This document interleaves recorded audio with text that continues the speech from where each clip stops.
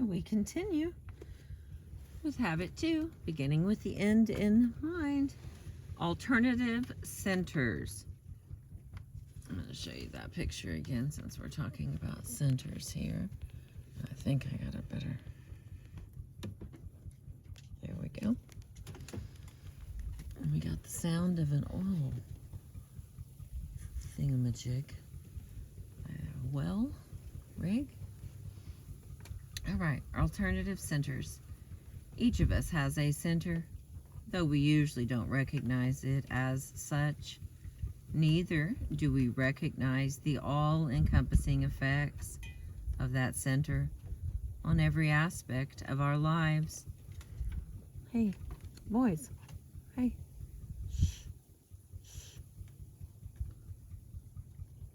Let's briefly examine several centers or core paradigms people typically have for a better understanding of how they affect these 4 fundamental dimensions and ultimately the sum of life that flows from them. Spouse-centeredness. Marriage can be the most intimate, the most satisfying, the most enduring, growth-producing of human relationships. It might seem natural and proper to be centered on one's husband or wife, but experience and observation tell a different story. Over the years, I have been involved in working with many troubled marriages, and I have observed a certain thread weaving itself through almost every spouse-centered relationship I have encountered. That thread is strong emotional dependence. If our sense of emotional worth comes primarily from our marriage, then we become highly dependent upon that relationship. We become vulnerable to the moods and feelings, the behavior and treatment of our spouse, or to any external event that may impinge on the relationship, like a new child, in-laws, economic setbacks, social successes, and so forth. When responsibilities increase and stresses come in the marriage, we tend to revert to the scripts we were given as we were growing up. But so does our spouse, and those scripts are usually different. Different ways of handling financial, child discipline, or in-law issues come to the surface. When these deep-seated tendencies combine with the emotional dependency in the marriage, the spouse-centered relationship reveals all its vulnerability. When we are dependent on the person with whom we are in conflict, both need and conflict are compounded. Love, hate, overreactions, fight or flight tendencies, withdrawal, aggressiveness, bitterness, resentment, and cold competition are some of the usual results. When these occur, we tend to fall even further back on background tendencies and habits in an effort to justify and defend our own behavior, and we attack our spouses. Inevitably, anytime we are too vulnerable, we feel the need to protect ourselves from further wounds. So we resort to sarcasm, cutting humor, criticism, anything that will keep from exposing the tenderness within. Each partner tends to wait on the initiative of the other for love, only to be disappointed, but also confirmed as to the rightness of the accusations made. There is only phantom security in such a relationship. When all appears to be going well, guidance is based on the emotion of the moment. Wisdom and power are lost in the counter-dependent negative interactions. And the next is family-centeredness. Another common center is the family. This too may seem to be natural and proper. as an area of focus and deep investment. It provides great opportunities for deep relationships, for loving, for sharing, for much that makes life worthwhile. But as a center, it ironically destroys the very elements necessary to family success.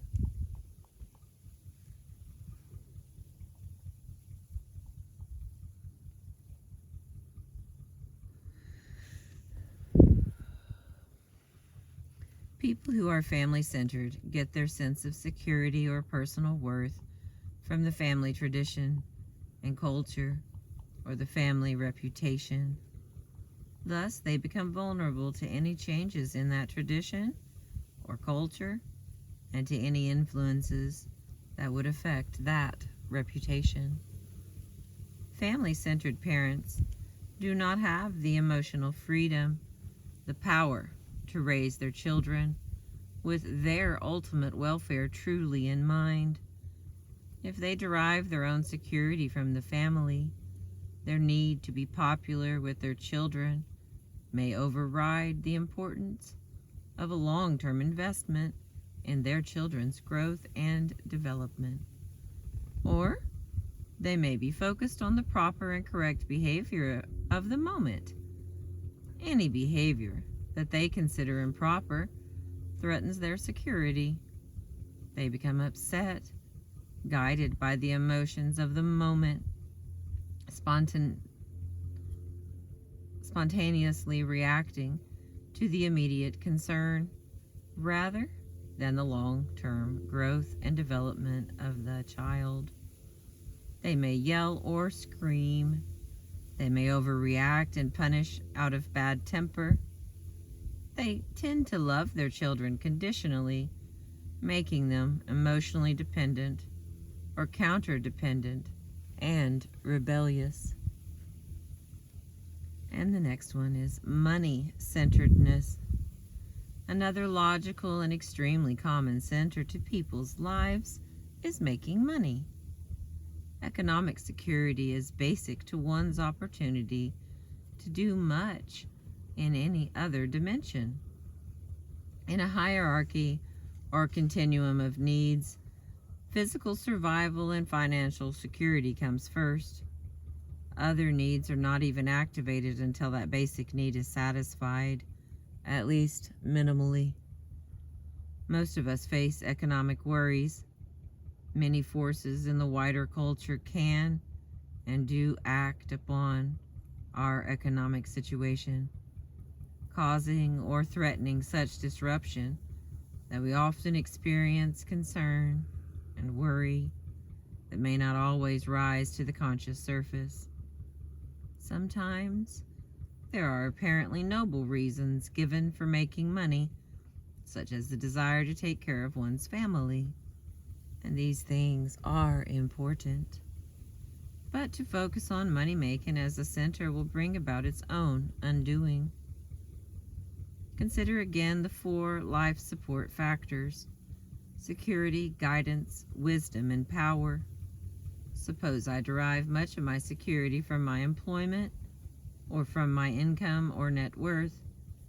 Since many factors affect these economic foundations, I become anxious and uneasy, protective and defensive about anything that may affect them. When my sense of personal worth comes from my net worth, I am vulnerable to anything that will affect that net worth. But work and money per se provide no wisdom, no guidance, and only a limited degree of power and security. All it takes to show the limitations of a money center is a crisis in my life or in the life of a loved one.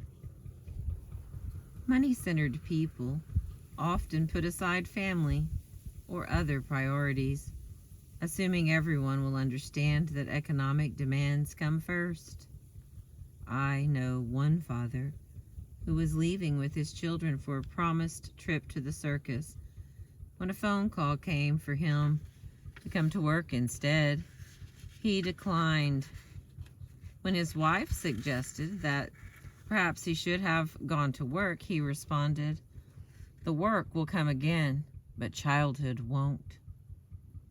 For the rest of their lives, his children remembered this little act of priority setting, not only as an object lesson in their minds, but as an expression of love in their hearts. The next one is work-centeredness. Work-centered people may become workaholics, driving themselves to produce at the sacrifice of health, relationships, and other important areas of their lives. Their fundamental identity comes from their work. I'm a doctor. I'm a writer. I'm an actor. Because their identity and sense of self-worth are wrapped up in their work, their security is vulnerable to anything that happens to prevent them from continuing in it. Their guidance is a function of the demands of the work. Their wisdom and power come in the limited areas of their work, rendering them ineffective in other areas of life. And the next is possession-centeredness. A driving force of many people is possessions, not only tangible, material possessions such as fashionable clothes, homes, cars, boats, and jewelry, but also the intangible possessions of fame, glory, or social prominence. Most of us are aware through our own experience how singularly flawed such a center is, simply because it can vanish rapidly and it is influenced by so many forces. If my sense of security lies in my reputation or in the things I have, my life will be in a constant state of threat and jeopardy that these possessions may be lost or stolen or devalued. If I'm in the presence of someone of greater net worth or fame or status, I feel inferior. If I'm in the presence of someone of lesser net worth or fame or status, I feel superior. My sense of self-worth constantly fluctuates. I don't have any sense of consistency or anchorage or persistent selfhood. I am constantly trying to protect and ensure my assets, properties, securities, position, and reputation. We have all heard stories of people committing suicide after losing their fortunes in a significant stock decline or their fame in a political reversal.